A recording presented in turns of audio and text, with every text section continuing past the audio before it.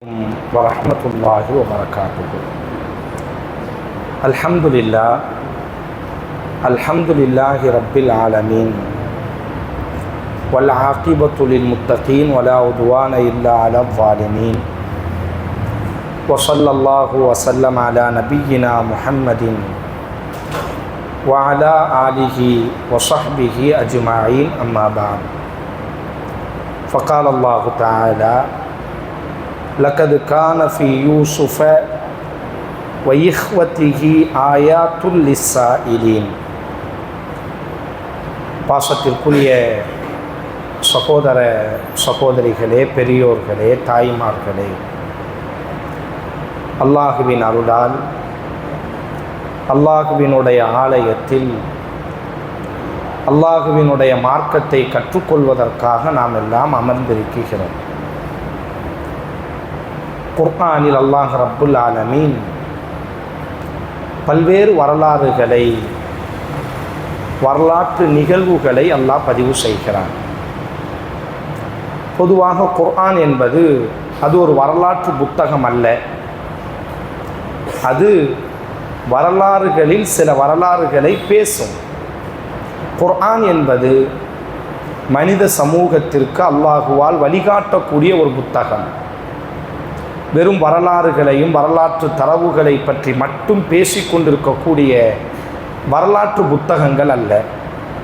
அதே நேரம் குர்ஆன் ஒரு வரலாறை பேசுகிறது என்று சொன்னால் நிச்சயமாக அதில் ஆயிரம் படிப்பினைகளை சுமந்திருக்கும். காரணம், உலகம் படைக்கப்பட்ட நாளிலிருந்து அல்லாஹுவின் தூதர் ஸல்லல்லாஹு அலைஹி வஸல்லம் அவர்களினுடைய காலகட்டம் வரை நடந்த அத்தனை வரலாறுகளையும் அல்லாஹ் பேசவில்லை. எது நமக்கு பாடங்களையும் படிப்பினைகளையும் சுமந்திருக்குமோ அந்த வரலாற்று தகவல்களை மட்டும் அல்லாஹ் ரப்புல் ஆலமீன் குர்ஆனில் பேசுகிறார். எந்த வரலாறு நமக்கு தேவையோ, எந்த வரலாற்றிலிருந்து நாம் பாடங்களையும் படிப்பினைகளையும் பெற்றுக்கொள்ள முடியுமோ அந்த வரலாற்று தரவுகளை மட்டும்தான் குர்ஆனில் பேசுகிறார். அதிலும் குறிப்பாக குர்ஆனில் ஒரு சில வரலாறுகளை தவிர மற்ற எல்லா வரலாறுகளும் குர்ஆன் பேசக்கூடிய வரலாறாக இருந்தாலும் கூட முழு வரலாற்றையும் பேசாது. மூசா அலைஹிஸ்ஸலாத்தினுடைய வாழ்வில் நமக்கு எது தேவையோ அதை அல்லாஹ் ரப்புல் ஆலமீன் பேசுவான். நூஹ் அலைஹிஸ்ஸலாத்தினுடைய வரலாற்றிலிருந்து நமக்கு என்ன தேவையோ, அவர் பிறப்பிலிருந்து அவர் மரணம் வரை அவரினுடைய முழு சரித்திரத்தையும் பேசாது. எது தேவையோ அதை மட்டும்தான் அல்லாஹ் பேசியிருப்பான். ஆனால் அந்த முழு குர்ஆனில் ஒரே ஒரு வரலாறு மட்டும் மிக வித்தியாசமாக அல்லாஹ் பேசியிருப்பான். அதற்கு வரலாறு தான். அந்த வரலாற்றை அல்லாஹ் பேசும் பொழுதே, அந்த வரலாற்றை அல்லாஹ் ஆரம்பிக்கும் பொழுதே எப்படி ஆரம்பிப்பான் என்று சொன்னால், நான் உனக்கு நஹ்னு நகுஸ்ஸு அலைக அஹ்ஸனல் கஸஸ், நபியே உங்களுக்கு உலகத்திலேயே மிக அழகான வரலாற்றை உங்களுக்கு நாம் கற்றுத்தரப்போகிறோம். இப்படி குர்ஆனில் எந்த ஒரு வரலாற்றையும் அல்லாஹ் ஆரம்பிக்க மாட்டான். முழு ஒரு வரலாறை மட்டுமே பேசுவதற்கென்று ஒரு அத்தியாயத்தை அல்லாஹ் ஒதுக்கி இருந்தான். இந்த சூரா யூசுஃப் என்று சொல்லக்கூடிய அத்தியாயம் குர்ஆனினுடைய 12வது அத்தியாயம். மற்ற சூறாக்களை மற்ற அத்தியாயங்களை எல்லாம் நீங்கள் படித்து பார்த்தால் வரலாற்றையும் பேசுவான், சட்ட திட்டங்களையும் அல்லாஹ் பேசுவான், மறுமையை பற்றியும் பேசுவான். ஆனால் சூரா யூசுஃபில் மட்டும் ஆரம்பத்திலிருந்து இறுதி வரை ஒரு மனிதரினுடைய வரலாற்றை மட்டுமே பேசுவதற்காக அல்லாஹ் ஒதுக்கி இருப்பார். அந்த வரலாற்றை அல்லாஹ் ஆரம்பிக்கும் பொழுதே நஹ்னு நகுஸ்ஸு அலைக, நாம் எல்லாம் அறிந்திருக்கிறோம் உலகத்தில் மிகச்சிறந்த அழகர் யூசுஃப் அலைஹிஸ்ஸலாம் என்பதாக. ஆனால் அவர் வெறும் தோற்றத்தால் மட்டும் அல்ல, அல்லாஹ் ரப்புல் ஆலமீன் அவர் வரலாற்றை ஓதி காட்ட ஆரம்பிக்கும் பொழுதே அஹ்ஸனுல் கஸஸ், அவர் தோற்றத்தால் மட்டும் அழகானவர் அல்ல, அவரினுடைய முழு வரலாறுமே மிக அழகானதாகவே உங்களுக்கு இருக்கும் என்பதாக அதே சூரா யூசுஃபில் அல்லாஹ் பேசுவான். லகது கான ஃபீ யூசுஃப வ இஹ்வதிஹி ஆயாத்துல் லிஸ்ஸாயிலீன். உலகத்தில் எங்கேனும் பாடங்களையும் படிப்பினைகளையும் நீங்கள் பெற வேண்டும் என்று ஆசைப்பட்டால் யூசுஃப் அலைஹிஸ்ஸலாத்தினுடைய வரலாற்றிலிருந்து, யூசுஃபினுடைய சகோதரர்களின் வரலாற்றிலிருந்து பாடங்களையும் படிப்பினைகளையும் நீங்கள் பெற்றுக்கொள்ள முடியும் என்பதாக ஆரம்பத்திலேயே அல்லாஹ் ரப்புல் ஆலமீன் இந்த வரலாறு மிக அழகானது, உலக மாந்தர்களே உங்களுக்கான பாடங்களையும் படிப்பினைகளையும் சுமந்திருக்கக்கூடிய வரலாறு என்பதாக அல்லாஹ் ரப்புல் ஆலமீன் இந்த வரலாற்றை ஆரம்பிக்கிறார். குறைந்தது இந்த வரலாற்றிலிருந்து நாம் பாடங்களை படிக்கும் பொழுது முழு வரலாற்றையும் இன்றைய தினம் நம்மால் படிக்க முடியாது.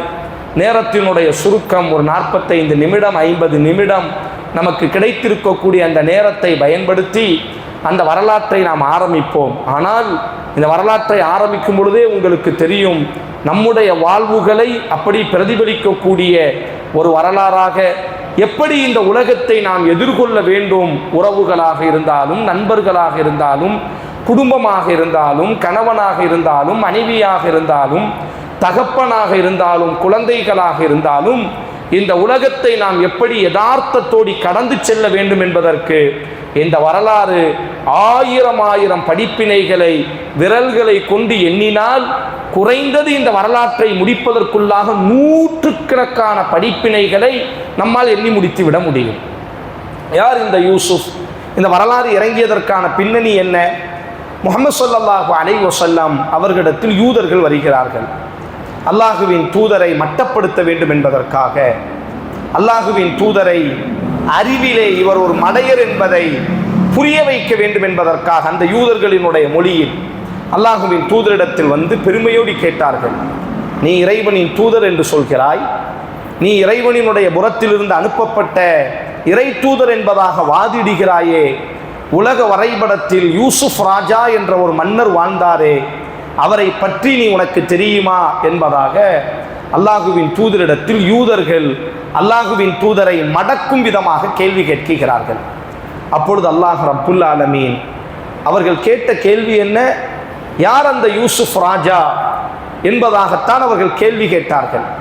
ஆனால் அந்த யூதர்களினுடைய உள்ளம் முழுவதும் என்ன இருந்தது?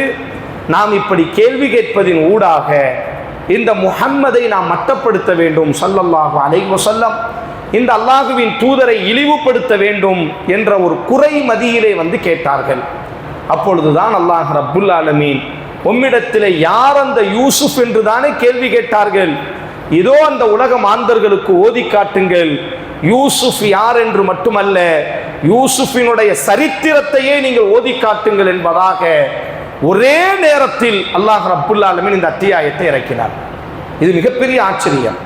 ஒரு மனிதரினுடைய யார் அந்த யூசுப் என்று கேட்ட பொழுது, இந்த யூசுப் ராஜா இங்கே பிறந்தார், இப்படிப்பட்ட மன்னர், எகிப்தை ஆட்சி செய்த மன்னர் என்பதாக முடித்திருக்க கூடும்.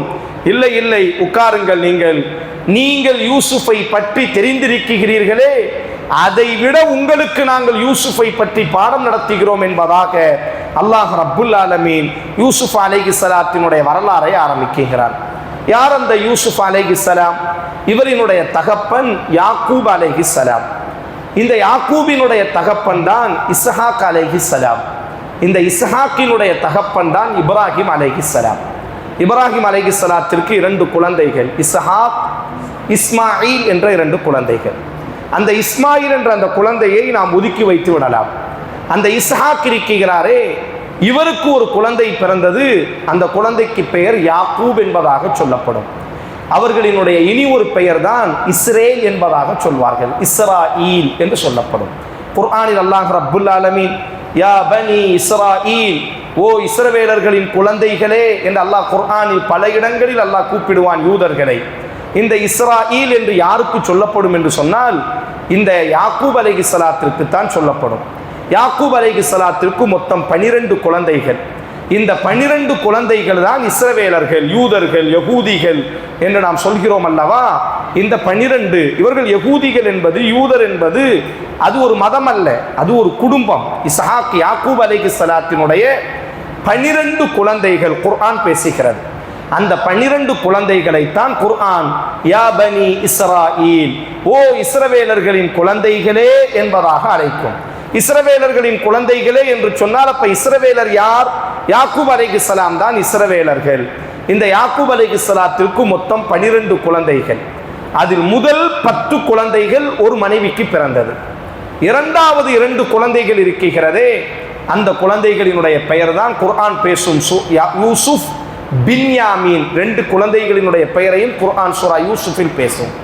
இந்த 2 குழந்தைகள் 2வது மனைவிக்கு பிறந்த குழந்தைகள். யாக்கூப் அலைஹிஸ்ஸலாம் அவர்களுக்கு 2 மனைவிகள். முதல் மனைவியின் ஊடாக 10 குழந்தைகள், 2வது மனைவியின் ஊடாக 2 குழந்தைகள். பின்யாமீன் என்ற ஒரு குழந்தை, யூசுப் என்ற ஒரு குழந்தை. முதல் மனைவியின் மூலியமாக பிறந்த குழந்தைகள் இருக்கிறார்களே, அவர்கள் பெரியவர்களாக வளர்ந்து விட்டார்கள். அவர்கள் எல்லாம் வாலிபர்களாக மனம் முடித்து திருமணம் முடித்த அவர்களுக்கு குழந்தைகள் பிறந்து விட்டது. முதல் மனைவி இறந்ததற்கு பிறகு யாக்கூப் அலைஹிஸ்ஸலாம் 2வது பெண்ணாக இனி ஒரு பெண்ணை, முதல் மனைவி இறக்கவில்லை, யாக்கூப் அலைஹிஸ்ஸலாம் என்ன செய்தார் என்று சொன்னால் 2வது ஒரு பெண்ணை மனம் முடித்தார்கள். அல்லாஹுவினுடைய வஹீயின் அடிப்படையில் அந்த மனைவிக்கு பிறந்தவர்கள் தான் 2 குழந்தைகள். யூசுப் என்ற குழந்தை, பின்யாமீன் என்ற குழந்தை. பின்யாமீன் தான் சகோதரர், யூசுப் தான் மூத்தவர்.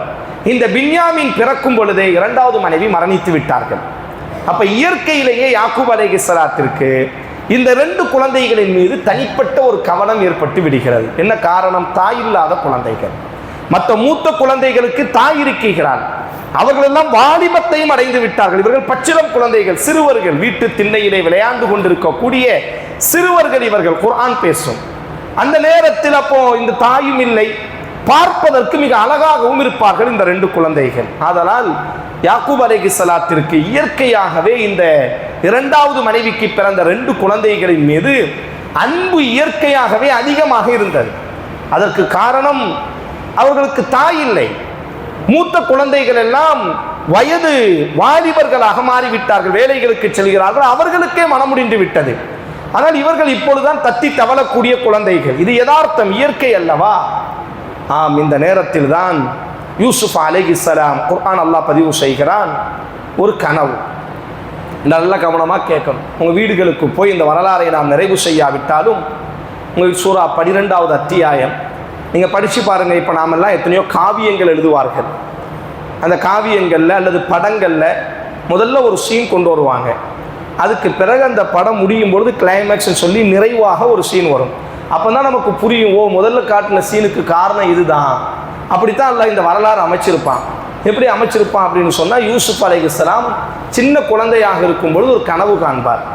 அந்த கனவு தான் அவரினுடைய வரலாறாகவே மாறும்.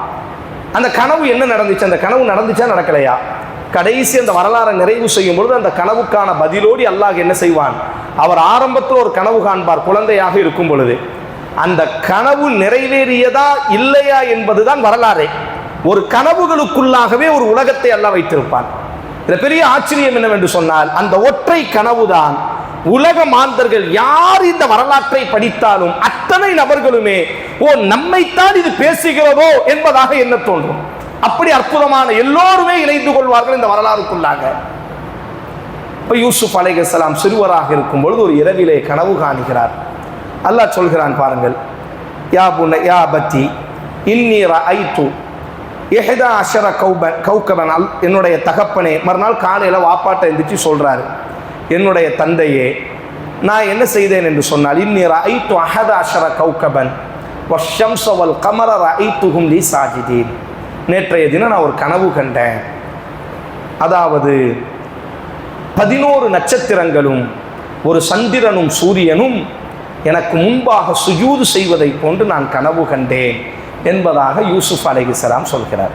சின்ன பிள்ளையா இருக்கும்போது இதுதான் இந்த கனவு. இந்த கனவு தான் இனி வரலாறுக்குள்ளாக பயணப்பட போகிறது. கண்ட கனவு என்ன, ஒரு 11 நட்சத்திரங்கள், ஒரு சூரியன், ஒரு சந்திரன், மொத்தம் 13 எனக்கு சுஜூது செய்வதாக நான் கனவு கண்டேன். பாப்பா யார்? யாக்கூப் அலைஹிஸ்ஸலாம், பெரிய இறை தூதர், இஸ்ரவேலர்களினுடைய தலைமகன், பிதாமகன் அவர், யூத சமுத்திரத்தினுடைய தந்தை அவர். உடனே இந்த கனவை கேட்டவுடன் யாக்கூப் அலைஹிஸ்ஸலாம் புரிந்து கொள்கிறார்கள், நம்முடைய இந்த 12 குழந்தைகளில் யூசுஃபை அல்லாஹ் தனக்காக தேர்வு செய்ய போகிறான். யூசுஃபை அல்லாஹ் நம்மை போன்று, நம்முடைய தகப்பன் இஸ்ஹாக்கை போன்று, நம்முடைய பாட்டன் இப்ராஹீமை போன்று அல்லாஹ் உலக மாந்தர்களுக்கு இறை தூதராக யூசுஃபை தேர்வு செய்ய போகிறான் என்று மகன் இந்த கனவை சொன்னவுடன் புரிந்து கொண்டு மகனினுடைய கரத்தை பிடித்து சொன்ன வார்த்தையா புனைய லா தக்ஸுஸ் ருயா கஅலா இஹ்வதி. எக்காரணத்தை கொண்டும் உன்னுடைய சகோதரர்களிடத்தில் இந்த கனவை நீ வெளிப்படுத்தி விடாதே. என்ன காரணம்? தகப்பனுக்கு தெரிந்திருக்கிறது, இயற்கையிலேயே இந்த 2 பிள்ளைங்களும் தனியாகவே தான் வளர்றாங்க. வீட்டு திண்ணையில் 2 பேர் மட்டும்தான் விளையாடுவாங்க. மற்ற 11 பேர் இருக்கிறாங்களா, 10 பேர் இருக்கிறாங்களா இல்லையா? இந்த மற்ற 11 பேரும் என்ன செய்வார்கள் என்று சொன்னால் இவரோடு சேர மாட்டாங்க. அவங்கெல்லாம் பெரியவர்கள். அப்போ அவங்களுக்கு ஒரு சின்ன போராமை இருக்கிறது யூசுஃபின் மீதும் இந்த பின்யாமின் மீதும். ஏன்னா வாப்பா இவங்க 2 பேர் மட்டும்தான் ரொம்ப கவனிக்கிறாரு, நம்மளை விட ரொம்ப பாசம் வச்சிருக்கிறாரு இந்த 2 பேர் மேலே. இதை தகப்பன் உணர்ந்ததினால் என்னவோ குழந்தைகிட்ட சொல்கிறாரு, ஒரு குழந்தையை நம்ம எப்படி உருவாக்கணும் பாருங்க, என் அன்பு மகனே, ஒரு நாளும் இந்த கனவை உன் சகோதரர்களிடத்தில் சொல்லிவிடாதே. குழந்தையை பொறுத்தவரையில் எதை செய்யாதே என்று சொல்கிறோமோ அதைத்தான் செய்யும். இதுதான் யதார்த்தம்.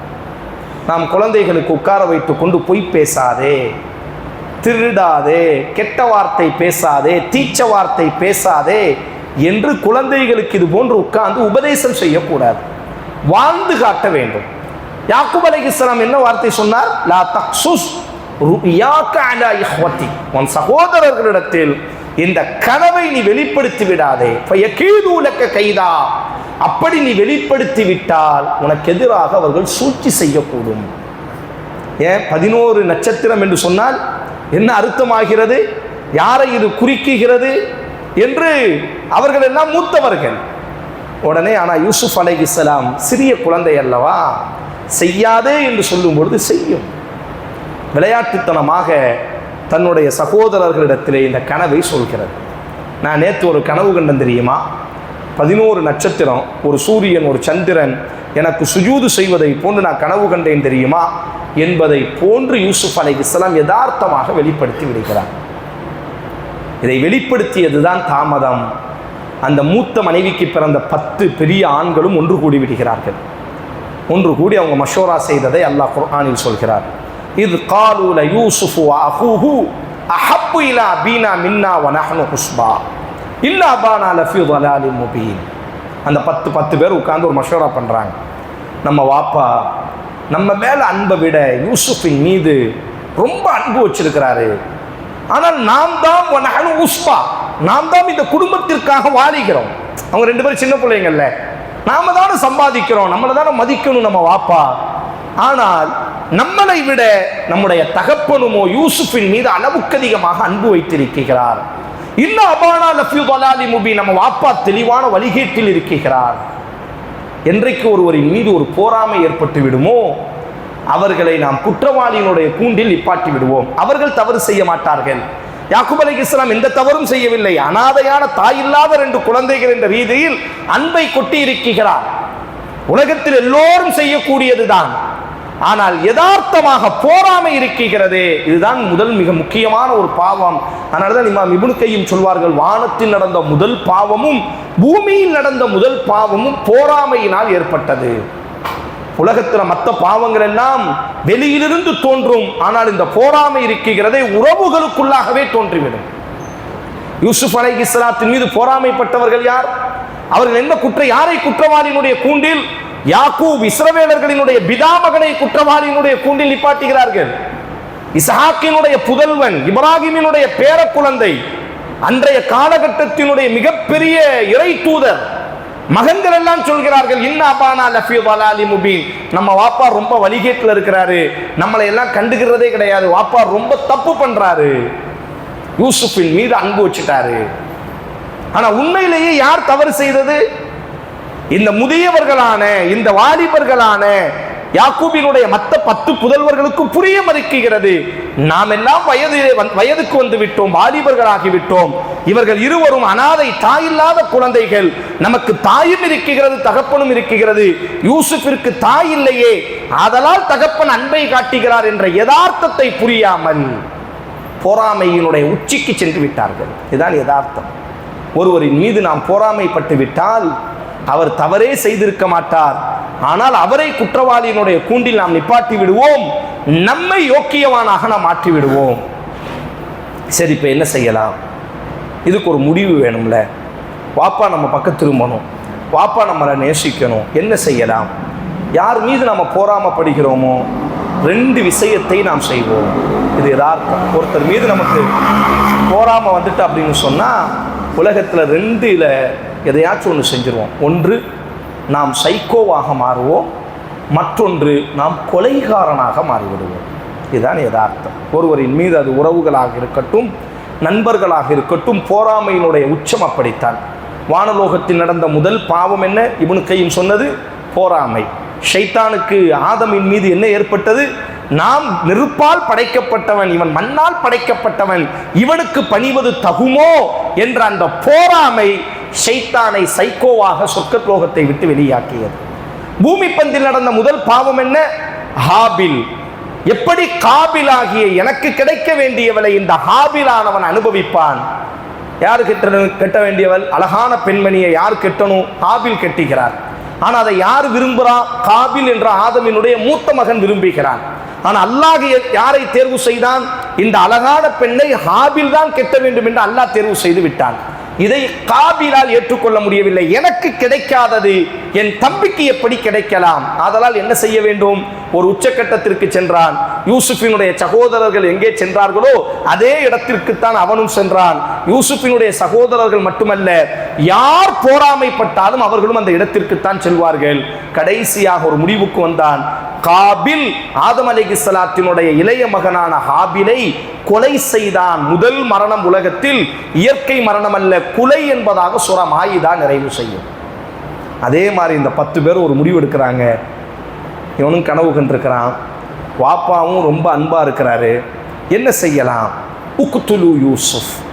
எல்லாரும் சொன்ன முதல் வார்த்தை, யூசுஃபை கொன்னுருவோம், அதுதான் சரியானது. அதுல ஒருத்த மட்டும் சொன்னான், அவித்ரஹூஹு அர்தை யஹ்லு லக்கும் வஜ்ஹு அபீக்கும் வதகூனு மின் பஅதிஹி கௌமன் சாலிஹீன். அவனை கொன்ன அந்த இரத்தப்பழி நமக்கு எதுக்கு? அவனே நமக்கு பிடிக்காதவன், எங்கேயாச்சும் தூக்கி போட்டுருவான். காலா தக்துலு யூசுஃப், யூசுஃபை கொல்ல வேண்டாம். அவள் கூகு, எங்கேயாச்சும் நமக்கு தேவை என்ன? இவனை தூக்கு, நம்ம குடும்பத்தை விட்டு பிரிக்கணும், வாப்பா நம்ம பக்கம் திரும்பணும். அதுக்கு நம்ம என்ன செஞ்சா போதும்? இவனை கடத்திட்டு போய் எங்கேனும் ஒரு இடத்தில் நாம் தூக்கி எறிந்து விடலாம். வாப்பாவை விட்டு யூசுஃபை பிரிச்சுட்டா போதும், வாப்பா நம் பக்கம் என்ன செய்வார்? நம்மை நேசிக்கக்கூடியவராக மாறிவிடுவார் என்பதா ஒரு முடிவெடுத்த உடனே கடைசி எல்லாரும் ஏகோபித்த ஒரு முடிவுக்கு வந்து விட்டார்கள். அவனை கொன்று காலம் முழுவதும் அந்த இரத்தப்பழியை நாம் சுமக்க வேண்டாம். ஆதலால் அவனை தந்தையிடத்திலிருந்து பிரித்து குடும்பத்தை விட்டு எங்கேனும் ஒரு இடத்திலே தூக்கி எறிந்து விடலாம். எங்கே தூக்கி எறிவது? அவர்களாக ஒரு திட்டமிடுகிறார்கள். அதோ அந்த காட்டுக்கு அருகாமையில் ஒரு கிணறு இருக்கிறது, தண்ணீர் இல்லாத ஒரு பொட்டல் கிணறு, அந்த கிணற்றிலே தூக்கி எறிந்து விடலாம் என்பதாக அவர்கள் முடிவெடுத்தவுடன் இப்பொழுது யூசுஃபை அழைக்க வேண்டுமே. யாக்கூப் அலைஹிஸ்ஸலாம் சின்ன பையன், யூசுப் சின்ன பையன், விடவே மாட்டார், எங்கேயுமே விட மாட்டார், தன் கைக்குள்ளேயே வச்சுக்கிடுவார். இப்போ வாப்பாட்ட வருகிறார்கள். யா அபானா, எங்களினுடைய தகப்பனே, மாலக்கலா தமன்னா அலா யூசுஃப வ இன்னா லஹு லநாஸிஹூன். நீங்கள் ஏன் எங்கள் கூட எங்களது தம்பியான யூசுஃபை அனுப்புவதில்லை? நாங்கள் உங்களுக்கு பிறந்த மக்கள் தானே, அவர் எங்களினுடைய உடன் பிறந்த சகோதரர் தானே. பொதுவாக பொறாமைக்காரர்களினுடைய நாவு எப்பொழுதும் மிக இனிமையாக இருக்கும். எப்பவும் இப்படி தான் பேசுவாங்க. பொதுவாக நம்ம மேலே ஒருத்தர் கோபப்பட்டார்னு வச்சுக்கண்டே, ஏன்டா இதை செஞ்ச அடிச்சிருவார். இவன் யதார்த்தமானவன். எவன் நம் மீது பொறாமைப்படுகிறானோ அவனை நம்மால் கண்டுபிடிக்க முடியாது. காரணம், அவன் நமக்காகவே பேசுவான், நம்முடைய வாழ்க்கையில் நம்மை விட அக்கறை எடுத்துக்கொள்வான். அவர்கள் பேசிய வார்த்தை என்ன? யா அபானா மாலக்கலா தமன்னா அலா யூசுஃப். ஏன் யூசுஃபை எங்க கூட நீங்க சேரவே விட மாட்டேங்கிறீங்க? நாங்கெல்லாம் உங்களுக்கு பிறந்த மக்கள் தானே. அர்சிலுகு மஅனா, எங்களோடு நீங்க ஏன் அனுப்பணும்? கதன் யர்தா வ யல்அப், எங்க தம்பியை நாங்க கூட்டு போய் உலகத்தை சுத்தி காட்டணும், அவன் கூட இருந்து நாங்களும் விளையாடணும். வ இன்னா லஹு லஹாஃபிதூன், நான் எங்களை விட எங்க தம்பியை யார் பாதுகாக்க முடியும்? யூசுப் அலைஹிஸ்ஸலாத்திற்கு முதல் முறையாக தன் மீதே ஒரு வருத்தம் வந்து விடுகிறது. நாம தான் இவங்களை தப்பா நினைச்சிட்டோம், என் மூத்த மகன்களை நாம தான் தப்பா நினைச்சிட்டோம். அப்ப யூசுப் அலைஹிஸ்ஸலாம் யாக்கூப் அலைஹிஸ்ஸலாம் சொல்றாரு, இன்னில யஹ்ஸுனுனி, எனக்கு ஒரு கவலை, ஒரே ஒரு கவலை, அன்ததுகபு பிஹி வ ஹாஃப யஅகுலஹு ذئபு அன்துவனுக்கு காஃபிலு. நீங்கெல்லாம் பெரியவங்க, நீங்கெல்லாம் வாலிபர்கள், நீங்க ஒரு டீமா இருக்கிறீங்க, அவன் சின்ன பையன், விளையாட கூட்டு போறீங்க அன்பா. எங்கோ ஒரு இடத்திலே நீங்கள் மட்டும் தனியாக விளையாடுவதற்கு முந்திவிட்டால் இந்த சின்ன பையனை ஓனாய் கடித்து விடுமே என்று மட்டும் எனக்கு ஒரு கவலை. சொன்ன வார்த்தையை கேட்டா அல்லாஹ் அந்த அத்தியாயம் இருக்கிறதே, அதனுடைய அந்த வார்த்தை ஜாலங்களும் கூட அதை படிக்கும் பொழுது, அந்த வார்த்தையை ஓதும் பொழுதே முடிகள் நிமிர்ந்து விடும். காலு, அந்த மூத்தவர்கள் சொன்னார்கள், லஇன் அகலஹு ذئபு வநஹ்னு உஸ்பா இன்னா இதல்ல ஹாசிரூன். நாங்கள் உயிரோடு இருந்து எங்கள் தம்பியை ஓனாய் தின்று விட்டால் அதற்கு பிறகு நாங்கள் வாழ்ந்து என்ன லாபம்? இப்படிப்பட்ட வார்த்தை. நாங்கள் உயிரோடு இருக்கும் பொழுது எங்கள் தம்பியை ஓனாய் தின்னுட்டுனா, என் தம்பியை நாங்கள் தொலைச்சிட்டோம்னா அதை விட பெரிய நஷ்டம் எங்களுக்கு என்ன இருக்கிறது? யூசுப் அலைஹிஸ்ஸலாம், தம்பியை கூட்டு போங்க, எவ்வளோ அன்பு வச்சிருக்கிறீங்க. இவன் தான் பொறாமைக்காரன். அதனால தான் குர்ஆன் வமின் ஷர்ரி ஹாசிதின் இதா ஹஸத், நரகத்திலிருந்து பாதுகாப்பு தேடுவதை போன்று அல்லாஹ்வே பொறாமைக்காரனினுடைய தீங்கிலிருந்தும் எங்களை பாதுகாப்பாயாக. காரணம், அவன் நேரடியாக தாக்க மாட்டான், அவன் நேரடியாக சண்டைக்கு வர மாட்டான், அவன் நேரடியாக நம்மை அடித்து விட மாட்டான். அழகிய வார்த்தைகள், தேனை விட இனிமையாக இருக்கும் அவன் வார்த்தை, பாலை விட வெண்மையாக இருக்கும் அவனினுடைய குணாதிசயங்கள். பார்த்தால் நாம் தோற்று விடுவோம், நம் மீது இவ்வளவு அக்கறையா? அப்படித்தான் யாக்கூப் அலைஹிஸ்ஸலாம் நினைத்து விட்டார். உடனே என்ன செஞ்சிட்டாங்க, பிடிச்சி கையில் கொடுத்து யூசுஃபை கூட்டு போங்க அப்படின்னு கூட்டு போன உடனே அவர்களினுடைய திட்டம் என்ன? இவனை தூக்கி, நோக்கமே அதுதான், இவனை பிரிப்பதற்காகத்தான் இவ்வளவு விளையாட்டு ஜாலங்களை அவர்கள் வார்த்தையாக பயன்படுத்தினார்கள். உடனே என்ன செய்கிறாங்க, காட்டுக்கு கூட்டு போன உடனே அவர் ட்ரெஸ்ஸை கலட்டுறாங்க, அடிக்கிறாங்க. 10 பேரும் சேர்ந்து தங்களுடைய கோபத்தை வெளிக்காட்டுகிறார்கள். நீ வந்த பிறகு தாண்டா எங்களுக்கு மேலே எங்கள் வாப்பாவுக்கு அன்பே போயிட்டு, ஒன்னால தாண்டா நாங்கள்லாம் நாசமாக போயிட்டோம் போடா அப்படின்னு சொல்லி 10 பேரும் அடிச்சுட்டு ஒரு கிணறு இருக்கிறது அல்லவா, அந்த கிணத்துல என்ன செய்கிறாங்க அப்படின்னு சொன்னால் தூக்கி போடுறாங்க. சின்ன பையனுக்கு என்ன நடக்குன்னே தெரியலை. நம்ம என்ன பாவம் செஞ்சோம், நம்மளை எதுக்கு அடிக்கிறாங்க? நம்ம அண்ணன்மார்கள், எதற்காக நம் சட்டைகளை கலட்டுகிறார்கள்? சட்டையை குர்ஆன் சொல்லும், சட்டையை கலட்டினார்கள், நிர்வாணமாக அடித்து கிணத்துல தூக்கி போடுறாங்க. ஆனால் அல்லாஹ் குர்ஆனில் சொல்கிறான் பாருங்க, ஃபீ ஹயாபத்தில் ஜுப்பி, அவர் அந்த கிணற்றினுடைய ஆழ பகுதிக்கு செல்லும் பொழுது, கண்ணீரோடி கதறும் பொழுது, நேற்று தகப்பனினுடைய அந்த வேர்வை வாசத்தில், தகப்பனினுடைய அரவணைப்பில் வாழ்ந்த ஒரு குழந்தை முதல் முறையாக உடன் பிறந்தவர்களால் அடிக்கப்பட்டு நிர்வாணமாக்கப்பட்டு காடு, அல்லாஹ் குர்ஆன்ல சொல்லும் பொழுது அல்லாஹ் சொல்வான், அதாவது காடு, அந்த காட்டிலே ஒரு கிணறு, அந்த கிணற்றினுடைய கரு ஆழம். அப்படி தூக்கி போடும் பொழுது அல்லாஹ் சொல்கிறான், வஅவ்ஹைனா இலைஹி லதுனப்பிஅன்னஹும் பிஅம்ரிஹிம் ஹாதா வஹும் லா யஷ்உரூன். கண்ணீரோடி அந்த கிணற்றினுடைய ஆழத்திற்கு யூசுப் செல்லும் பொழுது அந்த நேரத்தில் நாம் யூசுஃபிற்கு வஹி அறிவித்தோம், யூசுஃபே இது நிரந்தரம் இல்லை, ஒரு நாள் மாறும், உன்னை கிணற்றிலே தள்ளிய அத்தனை நபர்களையும் நீ அவர்களை கண்டுகொள்வாய், ஆனால் அவர்கள் உன்னை கண்டுகொள்ளாத இடத்திற்கு அல்லாஹ் உன்னை மேலே கொண்டு வருவான், யூசுஃபே கலங்காதே பதறாதே என்பதாக யூசுப் அலைஹிஸ்ஸலாம் அவர்களுக்கு அல்லாஹ் ஆறுதல் சொல்கிறார். கிணத்துக்கு போயாச்சு. அப்போ தகப்பனிடத்தில் வர வேண்டும் அல்லவா, அல்லாஹ் சொல்கிறான் பாருங்க, வஜாஉ அபாஹும் இஷாஅன் யப்குன். அந்த நைட்டு இரவு நேரம் அப்படியே அழுது கொண்டே 10 குழந்தைகளும் அழுது கொண்டே வருகிறார்கள், கதறியவர்களாக. யா அப்பான தலையில் அடிக்கிறாங்க, எங்கள் தகப்பனே, இன்னா தஹபுனா நஸ்தபிகு வதரக்னா யூசுஃப இன்த மதாஇனா ஃபஅகலஹு ذئபு வமா அன்த பிமுமினின் லனா வலவ் குன்னா சாதிகீன். வாப்பா, நீங்க சொன்ன மாதிரியே நாங்கள் 10 பேர் யூசுஃபை கூட்டு போனோமா, கொஞ்சம் மறந்துட்டோம், முன்னாடி போயிட்டோம், யூசுஃபை ஓனாய் தின்னுட்டு பாருங்க, நாங்கள்லாம் சொன்னாலும் நீங்க நம்ப மாட்டீங்களே வாப்பா அப்படிங்க. யாக்கூப் அலைஹிஸ்ஸலாத்துல என்ன சொல்ல முடியும்? சரி, அப்போ யாக்கூப் அலைஹிஸ்ஸலாம் அப்போ அவங்க வஜா வலா கமீஸிஹி பிதமின் கதிப், வாப்பா நாங்கள் சொன்னால் நீங்கள் நம்ப மாட்டீங்க, யூசுஃபினுடைய சட்டை மட்டும்தான் கிடைச்சிட்டு வாப்பா. அல்லாஹ் சொல்கிறான், அந்த சட்டையில் பொய்யான ஆட்டு ரத்தத்தை தடவி இருந்தார்கள். ஓனாய் ஒருவனை சாப்பிடும் பொழுது சட்டையை கலட்டி வைத்து விட்டால் சாப்பிடும். உலகத்தில் பொறாமைக்காரர்கள் எப்படியாகினும் தான் செய்த தவறை அவன் மறைக்க நினைப்பான், ஆனால் மறைக்க முடியாது, கண்டுபிடிக்க முடியும். ஒருத்த மீது நம்ம பொறாமைப்பட்டுட்டோம், அவனுக்கு நம்ம குழி வெட்டுறோன்னு வைங்க, நாம் ரொம்ப தெளிவாக இருப்போம், நம்ம தப்பிச்சிட்டோம்னு நினைப்போம். கிடையவே கிடையாது, எங்கேனும் ஒரு இடத்துல நாம் என்ன செஞ்சிருப்போம், தடயத்தை விட்டு இருப்போம். அல்லாஹ் சொல்றான் பாருங்க, அவர்கள் சட்டையை கொண்டு வந்தார்கள், பொய்யான ஆட்டினுடைய ரத்தம் தடவப்பட்ட சட்டையை. பல் சவ்வலத் லக்கும் அன்ஃபுசுக்கும் அம்ரா ஃபஸப்ருன் ஜமீல் வல்லாஹுல் முஸ்தஆன் அலா மா தஸிஃபூன். அந்த சட்டையினுடைய அந்த ரத்தத்தை மோந்து பார்க்குறாங்க யாக்கூப் அலைஹிஸ்ஸலாம். மோந்து பார்த்த உடனே சொன்னார்கள், நீங்கள் நல்ல கவனிங்க, ஒரு கனவு, அடுத்து இப்போ ஒரு சட்டை, யூசுஃபினுடைய ஒரு சட்டை இங்கே வந்திருக்கிறது. இனி ஒரு இடத்தில் இந்த யூசுஃபினுடைய சட்டை வரும். இந்த சட்டை வந்தது, அந்த சட்டையை பார்த்த உடனே அவர் சொன்னார், இல்லை, இங்கு ஏதோ ஒன்று தவறாக நடந்திருக்கிறது. ஃபஸப்ருன் ஜமீல், அழகிய பொறுமையை நான் கையில் எடுக்கிறேன். வல்லாஹுல் முஸ்தஆனு அலா மா தஸிஃபூன், நீங்கள் கூறும் விஷயத்தில் நான் அல்லாஹ்விடத்தில் உதவி தேடுகிறேன். வாழ்க்கையில் இப்படி ஒரு சில சூழல்கள் ஏற்படும். தெளிவாக தெரியும், இவன் தான் நமக்கு பிரச்சனைன்னு தெரியும், ஆனால் நம்மளால் முடிவெடுக்கவே முடியாது. நமக்கு குழி வெட்டினவன் இவன் தான், நமக்கு துரோகம் செஞ்சவன் இவன் தான், இவன் தான் நம்ம வாழ்க்கைக்கே பிரச்சனைன்னு தெரியும். யாக்கூப் அலைஹிஸ்ஸலாத்துக்கு தெரியுது, நம்ம மகன்கள் 10 பேர் தான் ஏதோ செய்து விட்டார்கள், ஆனால் என்ன செய்ய முடியும்? 10 பேரை கொல்ல முடியுமா? அவரும் மகன்கள். அதான் யாக்கூப் அலைஹிஸ்ஸலாம், ஃபஸப்ருன் ஜமீல், அழகிய பொறுமையை நான் மேற்கொள்கிறேன். இதற்கு அல்லாஹ் தீர்வை கொடுப்பான். நீங்க குற்றவாளின்னு என் மனசு சொல்லுது, தெரியுது, புத்திக்கு தெரியுது, நம்ம மகனை இவனோ தான் ஏதோ செய்து விட்டார்கள் என்றும் தெரிகிறது, செய்ததும் மகன்கள் தான் என்றும் தெரிகிறது. யாக்கூப் அலைஹிஸ்ஸலாத்தை ஒண்ணுமே செய்ய முடியாது. இப்படியும் வாழ்க்கையில் ஒரு கட்டம் ஏற்படும், ஒண்ணுமே செய்ய முடியாது, கையும் களவுமாக பிடிப்போம், ஆனா ஒண்ணுமே செய்ய முடியாது. அந்த நேரத்தில் நம்ம ஒண்ணு தான் சொல்லணும், ஃபஸப்ருன் ஜமீல், அழகிய பொறுமை. வல்லாஹுல் முஸ்தஆன் அலா மா தஸிஃபூன், இந்த வர்ணனையை நான் அல்லாஹ்விடத்தில் ஒப்படைத்து விடுகிறேன். இதுக்கு அல்லாஹ் தீர்ப்பு கொடுப்பான். எங்களால் ஒண்ணுமே செய்ய முடியாது. யாக்கூப் அலைஹிஸ்ஸலாம் மகன் யூசுஃபை இந்த 10 பேர் கொண்டு போய் என்னமோ செஞ்சிட்டாங்க, என்ன செஞ்சாங்கன்னு தெரியல, ஆனா ஏதோ செய்து விட்டார்கள்.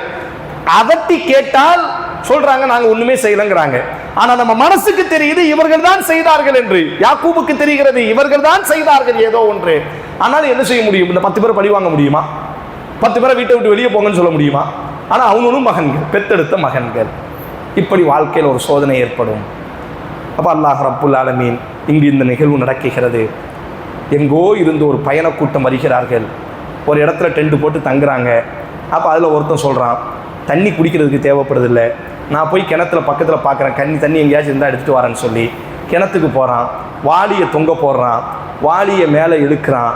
பார்த்தா ஒரு அழகான ஒரு குழந்தை, அந்த வாளிக்கு மேலே யூசுப் அலைஹிஸ்ஸலாம் உட்காந்துக்கிட்டாரு. வாளி கிணத்துக்குள்ளே வந்த உடனே யூசுப் அலைஹிஸ்ஸலாம் அந்த வாளியை பிடிச்சிக்கிட்டாரு. அல்லாஹ் சொல்கிறான் பாருங்கள், அந்த இடத்துல அந்த வார்த்தையினுடைய அழகு இருக்கிறது. அப்படி முடியை தூக்கிடும். வஜாஅத்து ஸய்யாரத்துன், வாளியை கிணற்றிலே தொங்க விட்டார்கள். உடனே அந்த வாளியை யூசுப் பிடித்து கொண்டார். அவன் தண்ணி தான் இருக்குன்னு மேலே இழுக்குகிறான். குடிப்பதற்காக தண்ணீர் என்பதாக மேலே இழுத்தவன் அங்கே ஒரு சின்ன பையன், யா புஷ்ரா ஹாதா குலாம், அந்த சின்ன பையன் நிர்வாணமாக யூசுஃபினுடைய அந்த அழகு இருக்கல்லவா, அதை பார்த்த உடனே அப்படியே அவன் சத்தம் இடுகிறான், உலகமே என்ன அழகு பாருங்கள், யா புஷ்ரா ஹாதா குலாம், இந்த சின்ன பையன் எவ்வளோ அழகா இருக்கிறான், எவ்வளோ நற்செய்தி, அப்படி மறைத்து கொண்டான். அப்படி பிடிச்சி என்ன செஞ்சுட்டான், ஒரு சாக்குப்பையை வச்சு மூடிக்கிட்டான். ஏன்னா மற்றவங்களுக்கு தெரிஞ்சிச்சுன்னா இவனை இப்போ அடிமையாக்கியாச்சு, இவரை கொண்டு போய் இப்போ விற்கணும், மற்றவங்களும் பங்குக்கு வந்துருவாங்கன்னு சொல்லி அவன் அப்படியே என்ன செய்கிறான்னா, யூசுப் அலைஹிஸ்ஸலாம் இப்படி கிணற்றுல விலப்பட்டு கிணற்று வாளியை தொங்கி பிடித்து கொண்டு பயணிகள் இவரை பார்த்த உடனே அதிர்ச்சியாகி, இவரை மற்றவர்கள் சொந்தம் கொண்டக்கூடாது, இவரை வித்து நாம மட்டும்தான் காசை அனுபவிக்கணும்னு சொல்லி ஒரு வியாபார சரக்காக நியமிக்கப்பட்ட அந்த யூசுஃபினுடைய வாழ்க்கை எப்படி மாறும் பாருங்கள். நேராக அல்லாஹ் சொல்கிறான் பாருங்க, வஷரவு பி ஸமனின் பக்ஸின் தரா, ஏன்னா இவங்க வியாபார கூட்டம் எகிப்துக்கு போகிறாங்க. எகிப்தில் போன உடனே அடிமை சந்தைகள் உண்டு. யூசுப் அலைஹிஸ்ஸலாத்தை முன்னாடி நிப்பாட்டியா, சின்ன பையன் சத்தம் போடுறான், இந்த பையனை யாராச்சும் வலையை கொடுத்து வாங்குங்க. அப்போ அந்த பையன் யாருமே வாங்க தயாராக இல்லை. அல்லாஹ் சொல்கிறான் பாருங்க, பி பக்ஸின் தராஹிம், அரபியில் மாதூதா அப்படின்னு சொன்னால் 1லிருந்து 9 ரியால், 9 திர்ஹம், 10 திர்ஹத்துக்கு தராஹிம் மாதூதான்னு சொல்ல மாட்டாங்க, வெறும் 1லிருந்து 9 திர்ஹத்துக்கு மட்டும்தான் மாதூதா, தராஹிம மாதூதான்னு சொல்லுவாங்க. ரொம்ப அற்பமான காசு. அரபியில் சொல்லணும் என்று சொன்னால் அல்லாஹ் சொல்லக்கூடிய வார்த்தை அற்பமான காசு கிடைச்சா போதும். ஏன்னா கிடைத்தது லாபம் என்பதாக, இவனை சொந்தம் கொண்டாடிட்டு எவனும் வந்துடக்கூடாது, இல்லை இவனையே நம்ம திருடி இருக்கிறோம் கிணத்துல இருந்து, அதனால எவனும் வர்றவனு கட்டி இவனை வித்துருன்னு சொல்லி எதையாச்சும் தந்துட்டு போங்க அப்படின்னு அந்த வியாபாரிகள் சொல்கிறார்கள். எகிப்தில் அந்த நேரத்தில் என்ன செய்கிறார் என்று சொன்னால், ஒரு அமைச்சர் அவர் என்ன செய்கிறார், யதார்த்தமாக வாரார், அவருக்கு குழந்தை கிடையாது. யூசுப் அலைஹிஸ்ஸலாத்தினுடைய இந்த அழகை பார்க்குறாரு, சின்ன பையன் கண்ணீரோடு உட்கார்ந்துருக்கிறான். கிடைத்தது போதும் என்பதாக வியாபாரி, உலக எந்த எகிப்தில் கிடைத்தது போதும் என்பதாக விற்கப்பட்ட அடிமைதான் எகிப்தின் ராஜகுமாரனாக அல்லாஹ் மாற்றுவான். அல்லாஹ் இவனுடைய வரலாறினுடைய ஆரம்பம் என்ன, எகிப்தில் கிடைத்தது போதும், ஏதாச்சும் சல்லி காசை கொடுத்து கொண்டு போங்க இந்த பையில, அனாத பையில அப்படின்னு நடு ரோட்டில் விற்கப்பட்ட அந்த எகிப்திய குழந்தை தான், யாக்கூபினுடைய குழந்தை தான் இந்த வரலாற்று முடிவிலே அல்லாஹ் ரப்புல் ஆலமீன் எந்த எகிப்திய தேசத்தில் அடிமையாக விற்கப்பட்டாரோ அந்த எகிப்தின் ராஜாவாக அல்லாஹ் பரிணாமம் அடைய வைப்பான். கடைசி அங்க இருக்கக்கூடிய அந்த அமைச்சர், அந்த நாட்டினுடைய அமைச்சர் வரார், புள்ள இல்லை அவருக்கு. பார்த்தவொன்னு அவருக்கு பிடிச்சி போயிட்டு எதையோ ஒன்று கையில் கொடுத்து அவரை கூட்டு போய் தான் மனைவிட்ட சொல்றாரு. அல்லாஹ் சொல்றான் பாருங்க, இஷ்டராஹு மின் மிஸ்ர லிம்ரஅத்திஹி அக்ரிமி மஸ்வா. நம்ம 2 பேருக்கும் குழந்தை இல்லை, இந்த பையன் ரொம்ப நல்லா இருக்கிறான், ரொம்ப நல்ல பையனாகவும் தெரியுது, கண்ணியமாக இவனிடத்தில் நடந்து கொள். அசாயன் ஃபஅனா அவ் நத்தஹிதஹு வலதா, நம்முடைய குழந்தையாகவே இவனை நாம் வளர்ப்போம் என்பதாக அந்த அமைச்சர் சொல்றாரு. கடைசியாக நேற்றைய தினம் பாலாம் கிணற்றிலே கிடந்தவர், காலை பொழுதிலே எகிப்தின் சந்தையில் விற்கப்பட்டவர், மதிய நேரத்தில் எகிப்திய அரமனையில் இப்பொழுது குழந்தையாக வளர ஆரம்பிக்கிறார். வலம்மா பலகா சுத்தகு, நல்ல வாலிபராக ஆன உடனே அடுத்த பிரச்சனையை பாருங்க. எந்த பெண்மணியிட நம்ம பையனா வளர்க்கணும் என்று சொல்லி ஒப்படைக்கப்பட்டாரோ அந்த பெண்மணியே யூசுஃபினுடைய அந்த அழகிலே அவள் அந்த நாட்டினுடைய அமைச்சரினுடைய மனைவி. அல்லாஹ் சொல்கிறான் அசீசு இம்ராத்தி, அமைச்சரினுடைய மனைவி. அவளுக்கு யூசுஃபின் மீது ஒரு மோகம் ஏற்படுகிறது. பொதுவாக யூசுப் அலைஹிஸ்ஸலாம் மிக அழகாக இருப்பார்கள். உடனே ஒரு நாள் அவள் என்ன செய்கிறான்னா, அவ்வப்பொழுது யூசுஃபை தவறான வழிக்கு கூப்பிடுறது. அவர் வரமாட்டார், அதை வெளியிலையும் சொல்லவும் முடியாது. ஒரு நாள் என்ன செய்கிறார், தன்னுடைய கணவன் வீட்டை விட்டு வெளியே சென்றதற்கு பிறகு வராவதத்துஹுல்லதி ஹுவ ஃபீ பைத்திஹா அன் நஃப்ஸிஹி வகல்லகத்தில் அப்வாப், வீட்டினுடைய அத்தனை கதவுகளையும் என்ன செய்து விட்டால், அடைத்து விட்டால். அடைச்சிட்டு வகாலத் ஹைத்தலக், அந்த பெண்மணி சொல்கிறாள் யூசுஃபை பார்த்து, இன்றைய தினம் என் கணவர் இல்லை, என் கூட தான் இருக்கணும் அப்படின்னு நிர்பந்திக்கிறாள். அப்போ யூசுப் அலைஹிஸ்ஸலாம் வாழ்க்கையில் இப்படி ஒரு சூழல் ஏற்படும். நம்மெல்லாம் ரொம்ப யோக்கியவான்கள் என்று சொல்வது அல்ல பிரச்சனை, சந்தர்ப்பமும் சூழலும் அமைந்து யோக்கியவான்களாக இருக்க வேண்டும். யூசுப் அலைஹிஸ்ஸலாத்தினுடைய யோக்கியம் இருக்கிறதே, அவரினுடைய கற்பை அல்லாஹ் சிலாகிக்க வேண்டிய அவசியம் எங்கு தெரியுமா? சந்தர்ப்பமும் கிடைத்தது, சூழலும் கிடைத்தது. நீ தவறு செய்யாவிட்டால் நீ குற்றவாளி, தப்பு செய்யாமல் இருந்தால் நீ குற்றவாளி, தவறு செய்து விட்டால் நீ நல்லவன். அந்த நேரம் யூசுஃபிற்கு ஏற்பட்டது. அவனும் அமைச்சர் மனைவி, அந்த அரமனையினுடைய ராணி கூப்பிடுகிறாள். யூசுப் அலைஹிஸ்ஸலாம் ஒரே ஒரு வார்த்தை சொன்னார், அல்லாஹ்விடத்தில் பாதுகாப்பு தேடுகிறேன். இன்ன ரப்பி அஹ்ஸன மஸ்வாய், உங்களினுடைய கணவர் என்னை எங்கு வைத்திருக்கிறார். அவருக்கு பாருங்க, அந்த பெண்மணிக்கு கணவனின் மீது பாசம் இல்லை, ஆனால் அடிமையாக நடு ரோட்டிலே இருந்து என்னை விலை கொடுத்து வாங்கி வந்தாரே, உங்கள் கணவர் என்னை எங்கு வைத்து அழகு பார்க்கிறார், அவருக்கு எப்படி நான் துரோகம் செய்ய முடியும்? இதுதான் நன்றி உள்ள குணம். வாழ்க்கையில எங்கோ தெருவிலிருந்து எடுத்து வருவோம், அது நன்றியோடு இருக்கும்.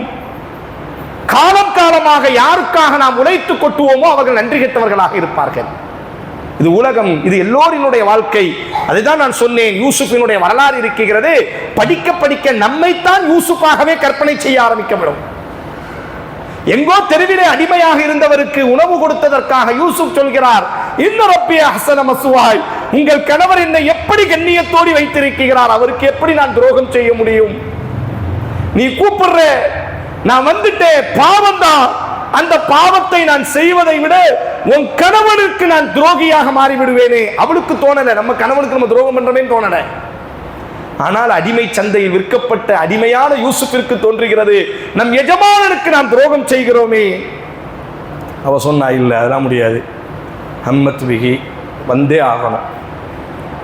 அப்போ யூசுப் அலைஹிஸ்ஸலாம் முடிவெடுத்து விட்டார்கள், கையை மீறி போது காரியம் அப்படின்னு ஓடுகிறார்கள். ஓடும் பொழுது அந்த பெண்மணி என்ன செய்கிறாள் என்று சொன்னால், இவளும் ஓடுகிறாள், பின்னால் இருந்து அப்படி பிடிக்குகிறாள், பின்சட்டை அப்படி கிழிகிறது. கதவை திறந்தது தான் தாமதம். எஜமானர் வந்து நிற்கிறார். தன்னை விலை கொடுத்து வாங்கி அரமனைக்கு கொண்டு வந்தாரே அந்த எஜமானர் வந்து விட்டார். பின்னால் யார் நிற்கிறார்? அந்த எஜமானரினுடைய மனைவி நிற்கிறாள்.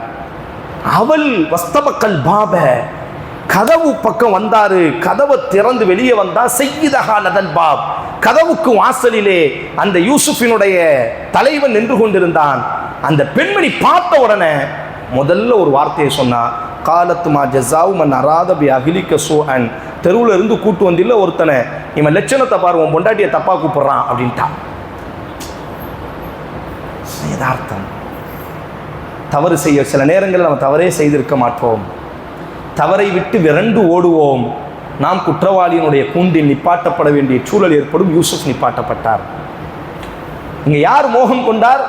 அந்த பெண்மணி தான் மோகம் கொண்டார். ஆனா அந்த கதவு திறந்த உடனே கணவனை பார்த்த உடனே அல்லாஹ் சொல்றான் பாருங்க, காலத்துமா ஜஸாவு மன் அராத பி அஹ்லிக ஸூஅன். உன் குடும்பத்துக்குன்னு ஒருத்தனை கூட்டு வந்து இல்ல நல்லவன் நினைச்சு பாரு, உன் பொண்டாட்டியவே கையை பிடிச்சி இழுக்கிறதுக்காண்டி துரத்துறான் பாரு, இவனை சிறையில் அடைச்சிரு அல்லது சாவடி அப்படின்னு அப்படி மாறிட்டார். யூசுஃபால என்ன செய்யனே தெரியல. ஆனா ஒரு நேரம் இருக்கிறது சகோதரர்களே, நாம தவறு செய்யாமல் நம்ம குற்றவாளி கூண்டுக்கு சென்றால் நம்மை காக்கக்கூடிய வக்கீலாக அல்லாஹ் இறங்கி வருவான். மறந்துவிடக்கூடாது. இந்த இடத்துல யூசுஃபால என்ன செய்யனே தெரியல. ஏன்? அந்த நாட்டின் ராணி சொல்கிறாள், இவன் தான் தவறு செய்கிறான், உன் மனைவிட்ட தப்பா நடக்க பார்த்தான் பாரு அப்படின்ன உடனே யூசுப் அலைஹிஸ்ஸலாத்திற்கு வாதாடுவதற்கு யார் இருக்கிறார்கள்? ஆனாலும் அல்லாஹ் ரப்புல் ஆலமீன் நாம் தூய்மையானவர், எல்லா நேரங்களிலும் நாம் தூய்மையானவர்களாக இருக்க வேண்டும். உடனே அந்த கூட்டத்தில் இருந்தே அல்லாஹ் ஒரு மனிதரை ஏற்படுத்துகிறான். அப்போ யூசுப் அலைஹிஸ்ஸலாம் சொல்கிறாங்க, நான் ஒன்றுமே செய்யலைங்க, அந்த அம்மா தாங்க நீ பிடிச்சி இழுத்தாங்க அப்படிங்கிறாங்க. இப்போ யார் சொல்வது உண்மை? அல்லாவே இப்போ தீர்வு கொடுக்குறான் பாருங்க.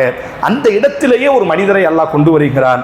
அந்த மனிதர் சொல்கிறாரு, ஒன்றுமே கிடையாது, சட்டையினுடைய முன்பகுதி, இந்த சட்டை இருக்குல்ல, யூசுப் அணிஞ்சிருந்தார்ல, அந்த சட்டை, ஒரு சட்டை யாக்கூபினுடைய ஒரு சட்டையை நிர்வாணப்படுத்தி அவர் கலட்டி என்ன செய்தார்கள்? யூசுஃபினுடைய சட்டையை கலட்டி ஆட்டு ரத்தத்தை தடவி தகப்பன் கண்ணிலே தூக்கி போட்டார்கள். அந்த நாள்லேயே அவருக்கு கண்ணு போயிட்டு, யாக்கூப் அலைஹிஸ்ஸலாத்துக்கு கண்ணு போயிட்டு, அந்த மகன் போயிட்டானே அந்த ஏக்கத்தில் அழுது அழுது அவர் குருடராகி விட்டார். சூரா அத்தியாயத்தில் அல்லாஹ் சொல்வான். அப்போ ஒரு சட்டை, யூசுஃபினுடைய ஒரு சட்டை தகப்பனின் கண்ணை பறித்தது.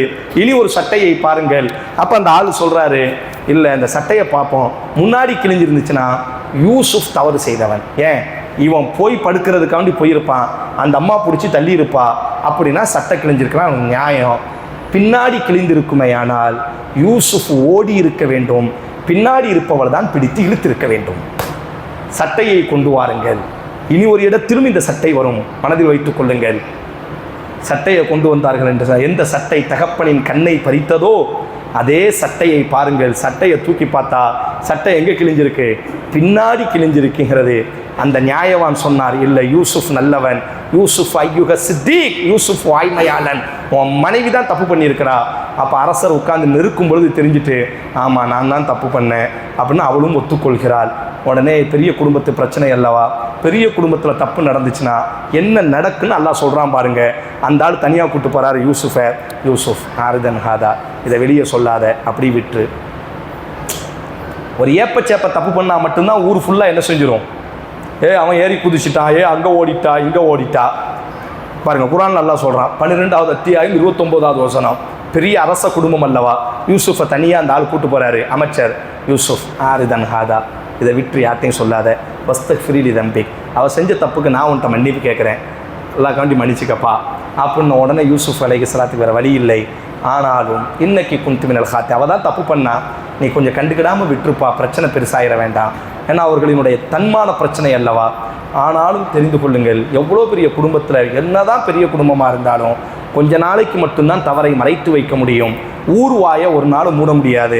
அல்லாஹ் சொல்கிறான் பாருங்க, வக்கால நிஸ்வத்துன் ஃபில் மதீனா, ஊர் முழுவதும் பரவ ஆரம்பிச்சிட்டு பெண்கள் எல்லாம் பேச ஆரம்பிச்சிட்டாங்க. ஒரு பெண்ணுக்கு தெரிஞ்சால் போதுமா இல்லை, அல்லாஹ் அங்கே சொல்லும்பொழுது பாருங்க நிஸ்வா அப்படின்னு சொல்லுவான், நிசாக்கள். காரணம், ஒரு ஆணிடத்திலே ரகசியம் சொல்லப்பட்டாலும் கூட ஓரளவிற்கு பாதுகாப்பாக இருக்கும். ஒரு பெண்ணிடத்திலே சொல்லப்பட்டது விட்டது என்று சொன்னால் அது ஒரு நாளும் பாதுகாப்பாக இருக்காது என்பதற்கான ஆதாரம் இது. ஊர் ஃபுல்லாக பெண்கள்லாம் பேச ஆரம்பிச்சிட்டாங்க. கேட்டிங்களா கேள்வியை? ஒரு அடிமையின் மீது இந்த பொம்பளை மகாராணி ஆசைப்பட்டாலாமே, அடிமையை அனுபவிக்க ஆசைப்பட்டாலாமே, எவ்வளோ மட்டமாக இருந்திருக்கிறா பாருங்களேன் அப்படின்னு ஊர் ஃபுல்லாக பேச ஆரம்பித்த உடனே இப்பொழுது அந்த பெண்மணிக்கு பெரிய அவமானமாக ஆகிவிட்டது. அவள் ஒரு முடிவெடுக்கிறா, ஊரில் யாரெல்லாம் இப்படி பேசுகிறாங்களோ அவங்கள ஃபுல்லாக லிஸ்ட் எடுத்து அவங்கள ஃபுல்லாக வீட்டுக்கு ஒரு விருந்துக்கு கூப்பிட்றா. என்ன பேச்சு? ஒரு அடிமையின் மீது ஒரு பொம்பளை சுதந்திரமானவள், அதுவும் அமைச்சரின் மனைவி ஆசைப்பட்டாலாமே, வீட்டில் வளரக்கூடியவளின் மீதே மோகம் கொண்டாலாமே அப்படின்ன உடனே இப்ப பாருங்க, பொறாமைக்காதான் தவறு செய்து பழகி விட்டவர்கள் காமம் தலைக்கேறி விட்டால் தலையில் கொட்டினாலும் திருந்த மாட்டார்கள். இப்போ அந்த பெண்மணி என்ன செய்கிறா, அந்த அமைச்சரின் மனைவி யாரெல்லாம் இப்படி பேசுகிறாங்கன்னு லிஸ்ட் எடுத்து அவங்கள ஃபுல்லாக வீட்டுக்கு கூப்பிட்றா. வீட்டுக்கு கூப்பிட்டு அவங்க கையில் ஒரு ஆப்பிளை கொடுக்குறா. குர்ஆன் அல்லாஹ் சொல்கிறான் பாருங்கள். ஆப்பிளை கொடுத்துட்டு கத்தியையும் கையில் கொடுக்கிறாள். கத்தியை கொடுத்து ஆப்பிளை வெட்டி சாப்பிடுங்க அப்படின்னு சொல்கிறா. ஆப்பிளை முதல்ல விருந்து சாப்பிட்றோம்னு கட்டி ஆப்பிளை வெட்டி சாப்பிடுங்க அப்படின்னு அந்த பெண்களுக்கு எல்லாம் கட்டளை இடிக்கிறாள். அந்த பெண்களை ஃபுல்லாக அப்படி உட்கார வச்சிருக்கிறா. அல்லாஹ் சொல்கிறான் பாருங்க, இப்படி அவங்க ஆப்பிளை வெட்டக்கூடிய நேரம் யூசுப் அப்படின்னு அந்த பெண்மணி சப்தம் இடிக்கிறாள். யூசுப் அலைஹிஸ்ஸலாம் உணவு தட்டுகளை அப்படியே சுமந்து கொண்டே உள்ளே வருகிறார்கள்.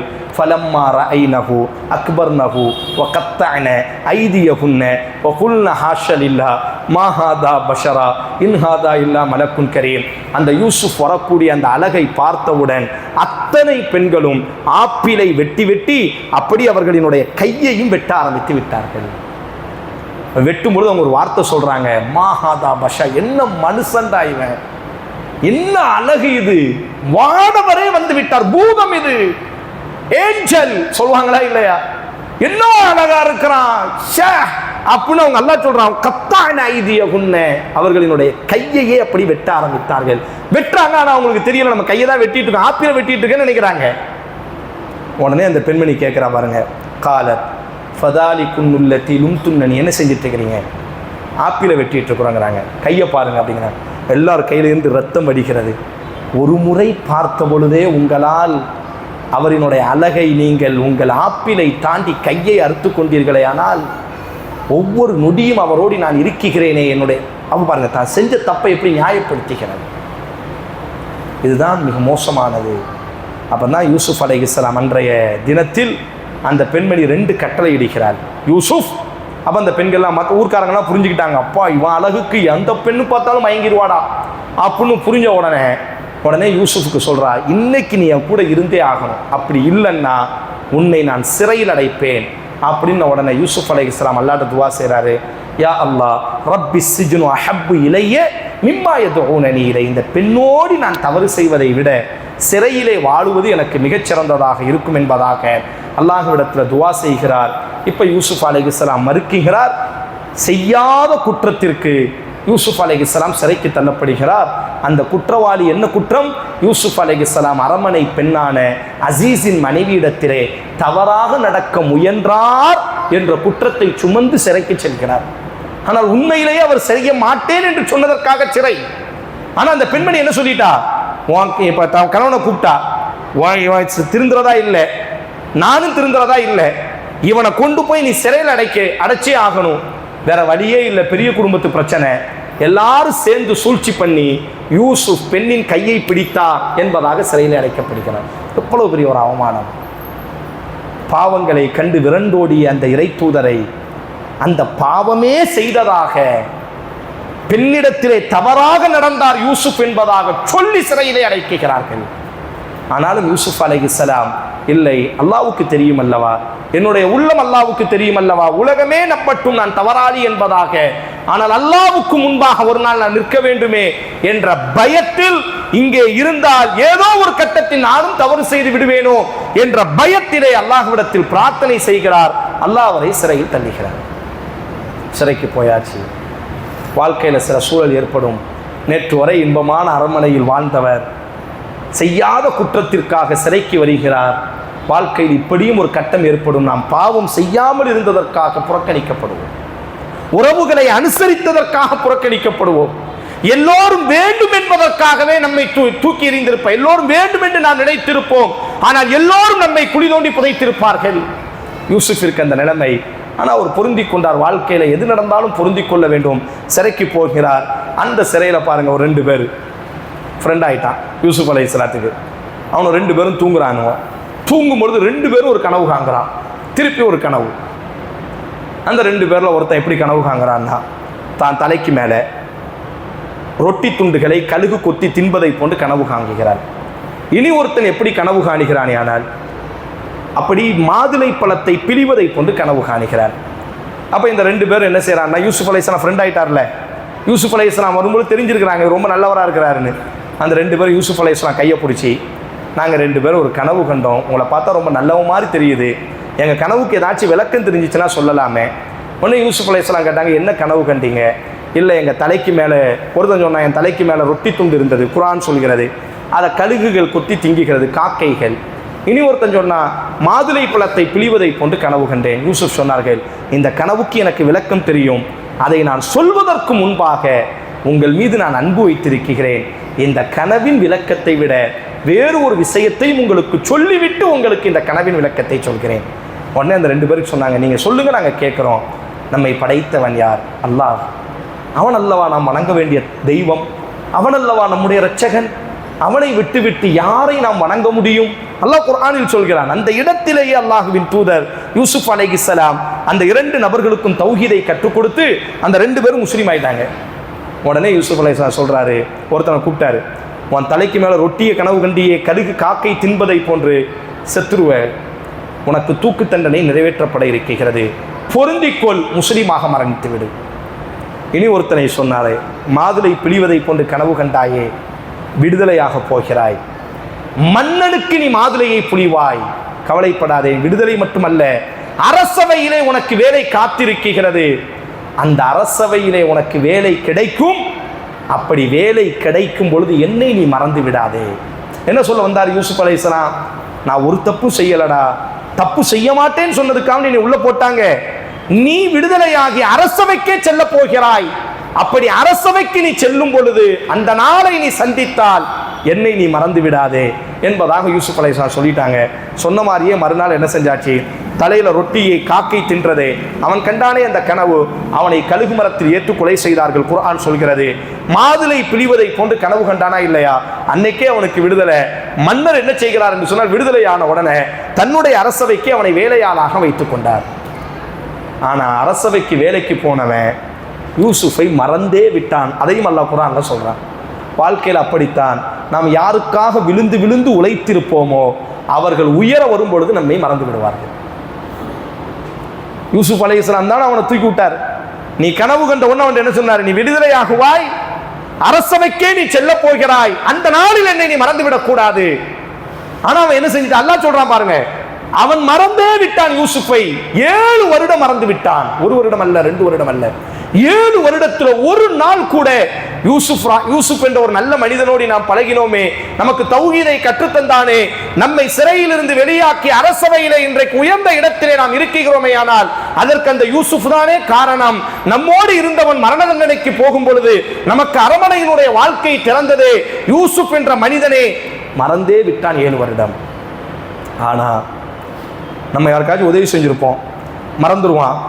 திருப்பி நாம் அவனுக்கு தேவைப்படும் பொழுது நம்மள்ட்ட தான் முதல்ல வந்து நிற்பான். திருப்பி பாருங்க, மன்னர் சாப்பிட்றாரு. அன்றைய இரவு மன்னர் ஒரு கனவு காணிக்கிறார், எல்லாரையும் கூப்பிடுறாரு.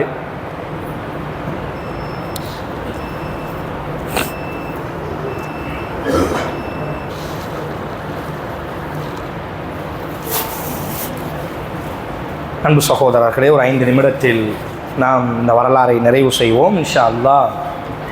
இனி ஒரு சந்தர்ப்பம் நமக்கு கிடைக்கும் பொழுது இதனுடைய பகுதியை நாம் மீளாய்வு செய்யலாம். வாழ்க்கையில் நாம் யாருக்காக உழைத்தோமோ, யாருக்கு நாம் ஏணியாக இருந்து உயர்த்தி விட்டோமோ, அவர்கள் உயர்ந்ததற்கு பிறகு முதலில் ஏணியைத்தான் மறப்பார்கள். யூசுப் அலைஹிஸ்ஸலாத்தினுடைய வரலாறும் அதுதான். யூசுப் அலைஹிஸ்ஸலாம் சிறையில் இருக்கும் பொழுது சொன்ன வார்த்தை என்ன? யா சாஹிபை சிஜின், என் சிறை நண்பனே, நீ உயர்ந்த இடத்திற்கு செல்லப் போகிறாய், ஆனால் அந்த இடத்தில் நிற்கும் பொழுது அநியாயமாக நான் சிறைப்பட்டிருக்கிறேன் என்பதை மட்டும் நீ மறந்து விடாதே. நீ உன்னுடைய மன்னனுக்கு பிழிவாய், மாதுளை பழத்தை பிழிந்து உன் மன்னனை மகிழ்ச்சிப்படுத்தக்கூடிய இடத்திற்கு நீ செல்ல போகிறாய். அப்படி ஒரு வாய்ப்பு உனக்கு கிட்டும். அந்த நாளில் நீ என்னை நினைத்து பார்க்கணும், என்னை பற்றி நீ மன்னனுக்கு சொல்லணும். ஒரு அப்பாவி உள்ளே இருக்கிறான், உன்னுடைய அரசாங்கத்திற்கு கீழாக எந்த தவறும் செய்யாமல் தவறு செய்ய மறுத்ததற்காக சிறையிலே வெந்து கொண்டிருக்கிறான் என்று என்னை மறக்காமல் நீ நினைவூட்ட வேண்டும் என்று சொல்லி அனுப்புறாரு. அல்லாஹ் சொல்றான் பாருங்க. ஆக வெளியே போன உடனே முதல்ல மறந்தது யாரன்னா யூசுப் அலைஹிஸ்ஸலாத்தை தான் அவன் மறந்துட்டான். காலம் கனிகிறது, ஆனால் யார் நம்மை மறந்தார்களோ மீண்டும் அவர்களுக்கு நாம் தேவைப்படும் பொழுது எல்லாவற்றையும் அவர்கள் மறந்துவிட்டு நம் காலிலே வந்து மீண்டும் கிடப்பார்கள் என்பதற்கு மீண்டும் ஒரு வரலாறு. மன்னர் ஒரு கனவு காண்கிறாரு. அல்லாஹ் சொல்கிறான். மன்னர் கூப்பிட்டு எல்லாத்தையும் விளக்கம் கேட்குறாரு. எல்லாரும் அந்த கனவுக்கு விளக்கத்தை கேட்ட உடனே சொல்லிட்டான், இல்லை இதெல்லாம் சொல்ல முடியாது, இதெல்லாம் ஒரு விளக்கமே கிடையாது, நீங்கள் ஏதோ தூக்கத்தில் எதையா நினச்சிருப்பீங்க கனவாக வந்துட்டு. அப்போ மன்னர் சொல்கிறார், இல்லை நான் கண்ட கனவுக்கு விளக்கம் இருக்குது, யாருக்குமே அந்த நாட்டில் சொல்ல தெரியலை. அப்போ அந்த மாதுளை பழத்தை அந்த முன்னாள் சிறைவாசி பிழிகிறான் மன்னனுக்காக. அப்போ மன்னர் கையை அப்படி உட்காந்துக்கிட்டு, எவனுக்குமே நம்ம கண்ட கனவுக்கு விளக்கம் தெரியலையே அப்படின்னு அவராக தனியாக பேசும் பொழுது, இந்த முன்னாள் சிறைவாசி மன்னனுக்கு ஜூஸை போட்டு கொடுக்குறானா இல்லையா? அவன் சொன்னான், இல்லை எனக்கு தெரியும் ஒரு நபர் இருக்கிறார், அவரை போய் சந்திப்பதற்கு நீங்கள் அனுமதி கொடுங்கள், உங்கள் கனவுக்கான விளக்கத்தை நான் உங்களுக்கு சொல்கிறேன் என்பதாக. உடனே மன்னர் அனுமதி கொடுக்கிறார், சிறைவாசல் இவனுக்காக திறக்கப்படட்டும் என்பதாக. மீண்டும் யூசுஃபிடத்திலே வந்து நிற்கிறான். மன்னர் இப்படி கனவு கண்டார் என்பதாக. அந்த கனவு என்ன, அந்த கனவுக்கு விளக்கம் யூசுப் அலைஹிஸ்ஸலாம் சொல்லி அனுப்புகிறார்கள். மன்னருக்கு தெரியுது, இவன் வந்து என்ன செய்கிறான்னா தானே விளக்கம் சொன்ன மாதிரி வந்து சொன்னான் மன்னன்ட்ட, நீங்கள் கண்ட விளக்கத்தை, நீங்கள் கண்ட கனவுக்கு என்ன விளக்கம் தெரியுமா, நான் யோசிச்சு பார்த்தேன், இதுதான் விளக்கம்னு சொன்ன உடனே அவர் சொல்கிறார், இல்லை உன் மண்டையில் இந்த மாதிரி அறிவுலாம் உனக்கு கிடையாது, உண்மையை சொல், இந்த கனவுக்கு யார் விளக்கம் சொன்னார் என்பதாக. அப்போ அந்த சிறைவாசி சொன்னார், யூசுப் ஐயுக சித்திக், சிறையிலே ஒரு அப்பாவி இருக்கிறான், அவனுக்கு பெயர் யூசுப், அந்த யூசுப் தான் இந்த கனவுக்கு விளக்கம் சொன்னார் என்று அந்த மன்னருக்கு அந்த அடிமை சொன்னவுடன் யூசுப் அலைஹிஸ்ஸலாம் சிறையிலிருந்து வெளியே வந்தார்கள். அது என்ன கனவு, அந்த கனவுக்கு யூசுப் அலைஹிஸ்ஸலாம் என்ன விளக்கம் சொன்னார்கள்? விளக்கம் மட்டும் சொல்லவில்லை, மன்னர் கண்ட கனவு ஒரு பெரிய பாதிப்பு உலகத்தில் ஏற்பட போகிறது, அந்த பாதிப்பை அல்லாஹ் கனவாக மன்னனுக்கு சொல்லி இருப்பான். யூசுப் அலைஹிஸ்ஸலாம் விளக்கத்தையும் சொல்லி அந்த கனவு நடக்கும் பொழுது ஏற்படக்கூடிய பாதிப்புக்கு தீர்வையும் யூசுப் அலைஹிஸ்ஸலாம் சொல்லி அனுப்புவார்கள். மன்னனுக்கு பிடித்து போய்விடும். அந்த வரலாறு மீண்டும் தொடர்கிறது. இன்ஷா அல்லாஹ் அடுத்த ஒரு வாய்ப்பு நமக்கு சந்தர்ப்பம் கிடைக்கும் பொழுது இங்கே இந்த வரலாற்றை நாம் நிப்பாட்டுவோம். உங்கள் வீடுகளுக்கு செல்லுங்கள். சூரா 12வது அத்தியாயம் திறந்த மனதோடு தனிமையில் உட்கார்ந்து ஒவ்வொரு வசனத்தையும் படிச்சுட்டே வாங்க. பெரிய விளக்கம்லாம் வேண்டாம், யதார்த்தமாகவே உங்களுக்கே புரியும். இன்ஷா அல்லாஹ் அடுத்த ஒரு சந்தர்ப்பம் கிடைக்கும் பொழுது இந்த இடத்தில் நின்று இருக்கிறோம். யூசுப் அலைஹிஸ்ஸலாம் சிறையிலே இருக்கிறார். சிறையிலிருந்து எப்படி வெளியே வந்தார்? வந்தவர் வெளியே வரும் பொழுதே எகிப்தின் அமைச்சராக வந்தார். சில நாட்களிலேயே எகிப்தின் ராஜகுமாரனாக, மன்னனாக, அதிபதியாக அல்லாஹ் அவரை எப்படி மாற்றினான் என்பதை இன்ஷா அல்லாஹ் பின் நாட்களில் நாங்கள் பார்க்கலாம். வாஹித் தாவானா அனில் ஹம்துலில்லாஹி ரப்பில் ஆலமீன். சுப்ஹானக்கல்லாஹும்ம வ பிஹம்திக அஷ்ஹது அல்லா இலாஹா இல்லா அன்த அஸ்தக்ஃபிருக வ அத்தூபு இலைக்.